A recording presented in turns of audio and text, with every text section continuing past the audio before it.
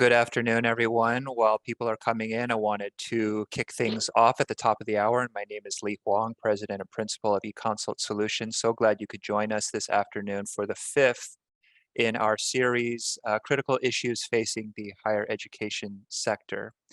This is a webinar series that ESI has been hosting last month and this month.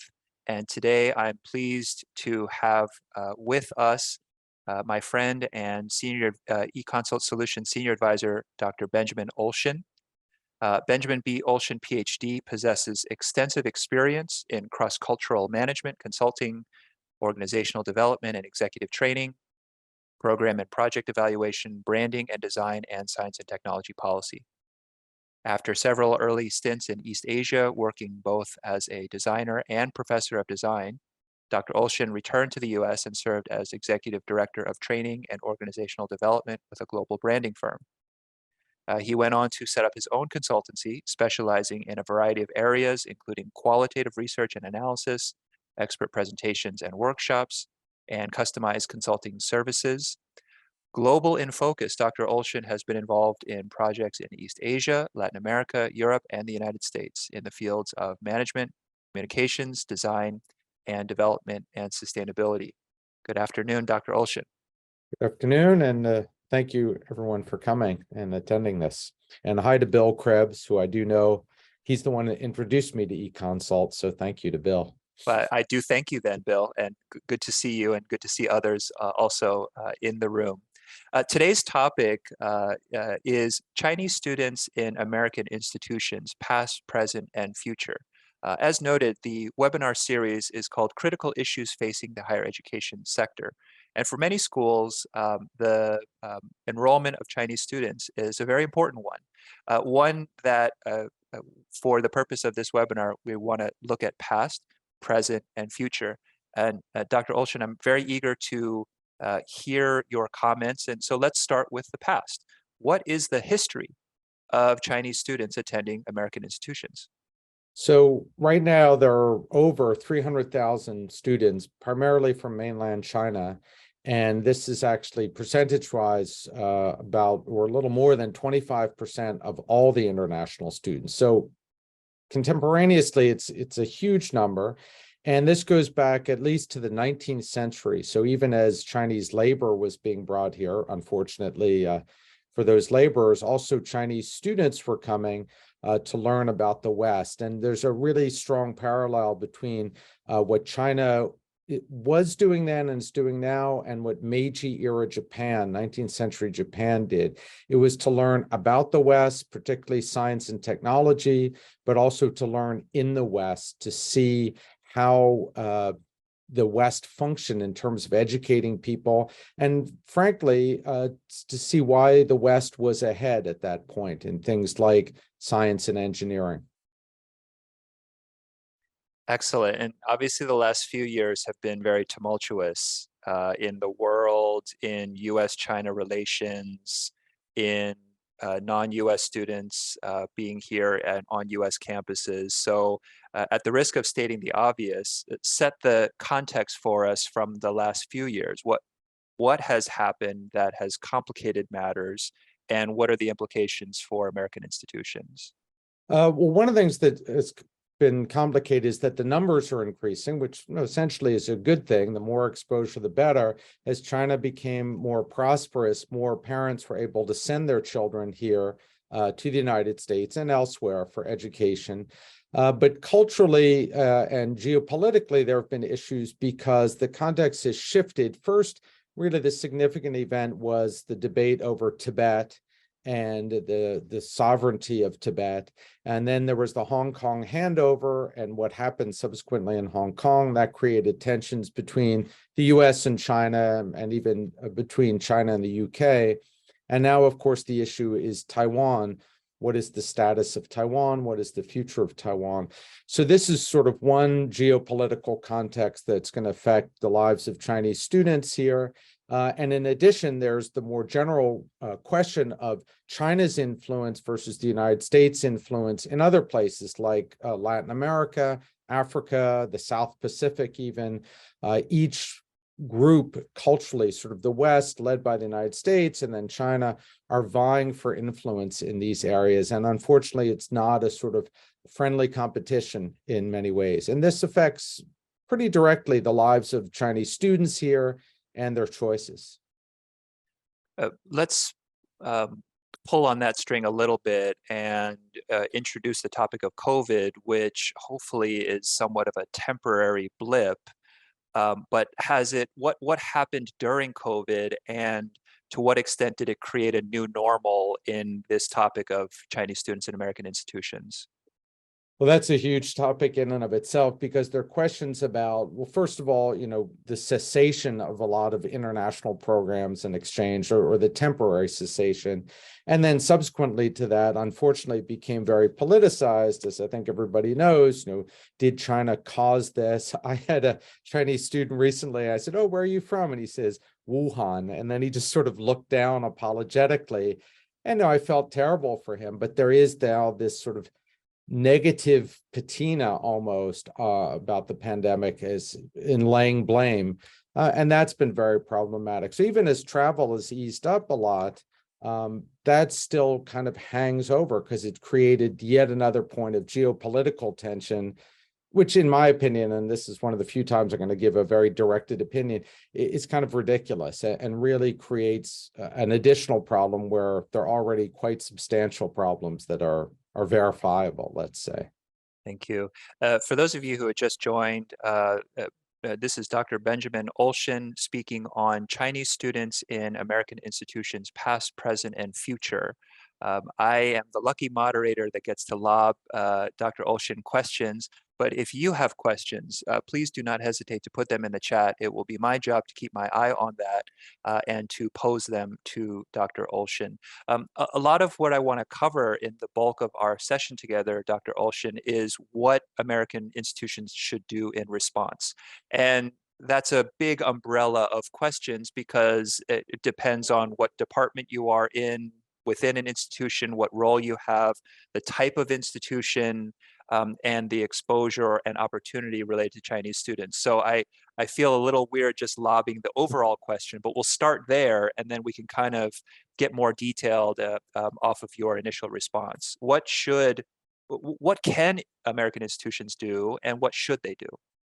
So this is another occasion, I guess, where I will give some directed advice, let's say, or directed critiques.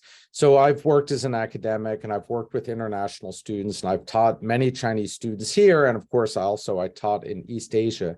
So one of the things that I think American institutions in particular should do, and I'm not selling per se, but I think I've seen the need for this, is specialized consulting.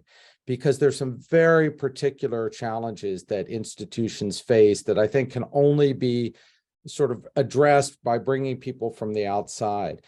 For example, there really has to be what I call a fundamental approach or message that's formulated almost like a mission statement within American institutions of how are they going to engage Chinese students. So given all these parameters of geopolitics, existing cultural challenges, linguistic challenges, et cetera, there has to be some kind of consistent messaging. Just as a quick example, when I worked in Taiwan, the messaging was very clear. It's like, you're going to be treated kindly because that's Taiwanese culture, but you are expected to behave according to their rules, work according to their hours, and learn the language. And that's it. In the United States, we try to be more accommodating and interactive and engaged, but we still need some kind of unified message, because one of the things I know from my experience is Chinese students here get very different messages depending on the institution, depending on the department, et cetera, and that creates a lot of confusion for them. Another very basic thing that institutions need to do is really themselves understand, perhaps among staff and certainly among the international student centers, understands not only Chinese history, but how China arrived to where it is today. Because that's a very peculiar sort of historically manifestation of a culture that changed very rapidly in a very short amount of time, and has particular interests, demands, and perspectives, and we need to understand that. So we often project what America wants and how we got here, but we need to understand that for China, not just ancient history, but China today. And related to that is an understanding of what is Chinese culture. I was telling Lee that I just gave a talk recently on what I call geophilosophy. So China behaves in way X. There's a reason that it behaves in way X. And one of the issues that I've pointed out is larger institutions, not just academic institutions, often turn to China experts, in quotes, or purely academic input on China. And I don't think that works. I think those opinions often don't really help at a ground level understanding Chinese students. A couple more things, not to go on too much about this in terms of what American institutions should do in response. They really need to think, I think, in many cases, what international student centers do. So almost every academic institution has these. Some of them are great. Some of them are not so good. Some of them are staffed by people who do not speak other languages, which is very problematic. I've witnessed that several times. And also there's a fundamental understanding is that for Chinese students, many of them, they simply won't attend formal events given by these kind of centers. It's just that from the get-go is not a cultural connection. So we have a problem right from the beginning in terms of how do we engage these students if they're not going to be engaged through these student centers. We also need to understand, particularly I'm talking about mainland students, that the way we teach history is different from the way they understand their history and the way it's taught, specifically with the Taiwan issue, Taiwan belonging or not belonging to China. And then the sort of final thing I'll say is for many students I've taught here, Chinese students, they say, and this was a quote from a student of mine very recently, that they find that the way many US universities sort of engage students or talk to students about different issues or even talk about academic matters is just weird. And that was the word the student used in English, and he said 奇怪 in Chinese, which essentially means weird. And there's this problem too, is how we appear to them, how we engage them can be very off-putting because of the way we talk about things. And they're particularly interested, these Chinese students, in things like safety, acculturation, mental health issues, very culturally specific thing that US institutions need to frame in a way that is truly going to connect with these students from overseas. Yeah, so this just tells me that the kinds of ways that American institutions can do better as it relates to Chinese students are the kinds of things they should be doing in general. We talk about, wanting universities to be safe spaces, welcoming places, that we want all kinds of people to feel comfortable in an academic campus setting, that we want to create a set of resources for the broader community to be oriented about different cultures and different perspectives. So I was hoping you could say more about this. What are some things that campuses can do to be more welcoming to Chinese students? And what can campuses do to provide training and resources to all students and all employees to take part in being a welcoming setting for international Chinese students?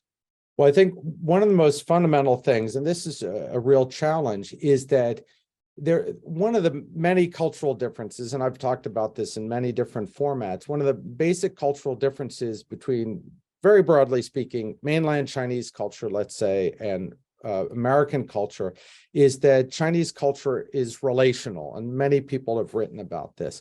And so the idea of just bringing in a group and addressing them en masse and saying, okay, this is the way things work at the university. If you need help, call this department. If you need to do this, call that department.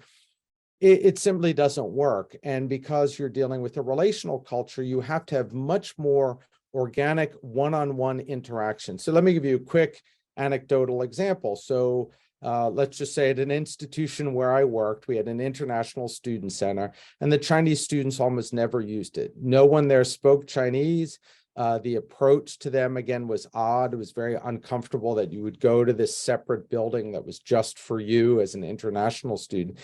And many of these students were design students where I was teaching. They just came directly to me. Again, it was this organic thing. They said, oh, Dr. Olshin, 老师, ta jiang guoyu, Dr. Olshin speaks Chinese. Let's go talk to him. Sometimes they would even meet my wife and that we would eat together. And it was through this very non-traditional, non-planned method that these students began to feel comfortable and could talk to me about literally everything from mental health, where I did have to refer them to experts, to curricular choices and career things. So it's kind of odd that an institution would have to plan something unplanned, but they really need to set up a framework where these kind of organic encounters can happen. And this definitely exists. It exists in business, it exists in academia, but that has to be the primary focus, is working through that relational model rather than a directed kind of management model. I would say absolutely, it's the only way that this will work. That's great. If you've just tuned in, this is the webinar series, Critical Issues Facing the Higher Education Sector. Today's topic is Chinese students in American institutions, past, present, and future. And we're hearing from Dr. Benjamin Olshin. I want to wade us into a somewhat of a controversial topic, that of free speech, which is a fraught topic on college campuses, and one in which the Chinese government often asserts itself.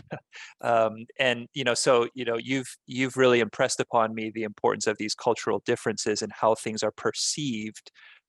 How does an American institution, which is probably already wrestling with limits to or protection of free speech, engage on the issue of free speech on issues that are of particular sensitivity to the Chinese government? This is a very complicated topic, and I guess I can answer that by sort of giving, again, in my case, even though I don't want to give too directed an answer, I will give a perspective that I used in a talk a few weeks ago. Again, I gave a talk a few weeks ago on fundamental sort of geophilosophical differences between the United States and China. And this was not an idea of my own sort of invention. I had read this and then kind of reformulated it, that I think we fundamentally in the West misunderstand the nature of free speech in China. So when we look at China, we see protests. There are protests in mainland China all the time. There have been protests for at least 100 years now, going back to the Boxer Rebellion and before. But the difference is that Westerners, and particularly, let's say, academic institutions, think that all protest speech is about kind of fundamental abstractions, sort of a Platonic thing about rights and freedoms, etc. And there's this conception that they are going to take Chinese, maybe these Chinese young people, and give them a forum for that kind of expression, when in actual fact, even among many younger Chinese, really, a lot of those protests are about much more pragmatic things. So when we see protests in China, they're often about a corrupt government official, about a public service not being provided, let's say transportation or something like that. They are almost never about something abstract. And if you look at the history of Chinese protests, again, going back to the Boxer Rebellion, they're about very concretized things. And I've had Chinese students even tell me that they're surprised that Westerners don't protest over things, for example, about not having socialized medicine or transportation system like we do in Philadelphia. Why do we not have something better like that? And there are no protests, but then we have protests about everything from, certain constitutional rights to other things that they view as abstractions. And I think it's American institutions' responsibility to understand the true nature of Chinese protests, and then how political or not their students are, and what really would happen, given a forum for Chinese students to discuss. Or the final aspect of this is that many Chinese students here likely do not want to engage in this. They're here for a very particular task, which is to study. So when I went overseas, my main interest was not promoting my political beliefs, was learning about the local culture, getting an education, working, etc. And we have to understand that, like, these Chinese students cannot be vehicles for our own desire to express certain political beliefs. And I think there is a tendency to do that, to package them in a certain way. And that can be very, very pernicious. Thank you for that thoughtful answer. I want to take the discussion in a slightly different direction. We've seen the ascendance of China as a superpower. We've seen complications in the geopolitics between these two countries. Of course, we see the pace of technological advancement and kind of what are the future of jobs and what are the future of companies. Within all of those trends, have you seen that the reasons for Chinese students to choose American institutions has evolved over time, or is it generally the same reasons? Is the teenager that's choosing an American institution today, are they choosing it for the same reason that their parents might have a generation ago, or has that changed? That's kind of a multifactorial problem. I think in the past, well, certainly if we go way back to the beginning of all this, back in the 19th century, the model really was overseas students from places like China and Japan coming here to gain mostly scientific and engineering knowledge to bring back for the development of their own countries, their own societies. Then you did see some trends of Chinese coming here to get an education to stay. And that was true of Taiwanese. It was true of mainland China. It was true of many other cultures as well. Here in Philadelphia, for example, there's an incredible population of West Africans now coming, staying, parents immigrating, kids getting education here and staying here. With China, though, it's gone through these recent phases where, because China was doing so well, some Chinese came, studied here, and went back to China. Others came and saw this as an opportunity to extend their stay and got H-1 or similar visas to work. And again, one of the things we don't understand, I think there's this conception. I was talking to a student just yesterday about this, that Chinese students who come here get a degree now, oh, they'll definitely want to stay because China's on lockdown, this kind of very juvenile conception of what's going on in China. So I asked this student, I said, what are the motivations for staying now? And she said, sometimes it's just a personal thing, like with the one-child policy in China. Many of these kids are products of that. Some Chinese simply don't want to go back yet because going back means taking care of their parents, leading a fairly directed, conservative life in terms of a lifestyle. And they want to stay here. They want to work. They want to have experience.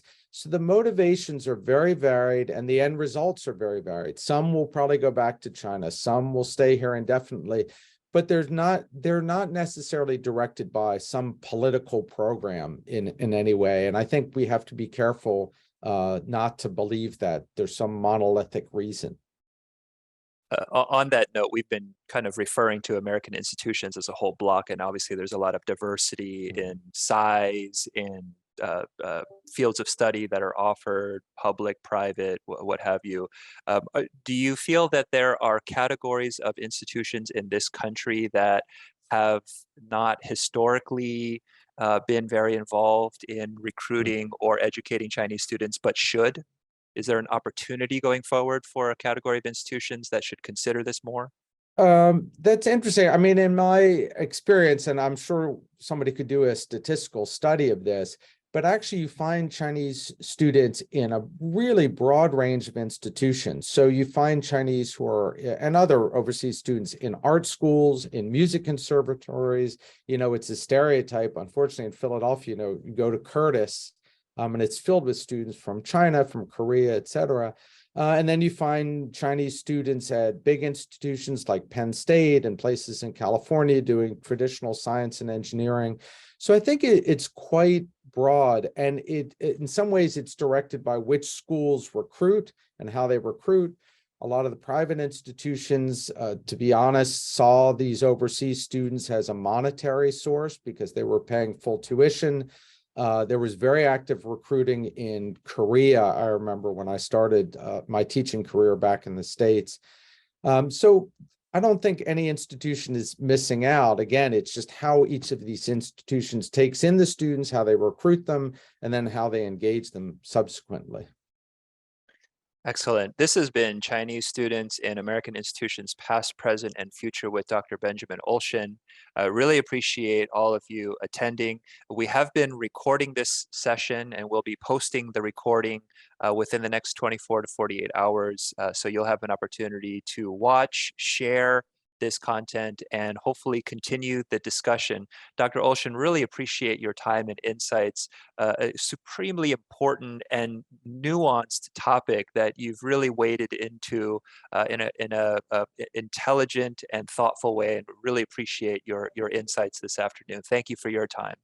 Well, thank you. And again, if anyone has questions, I welcome all kinds of questions.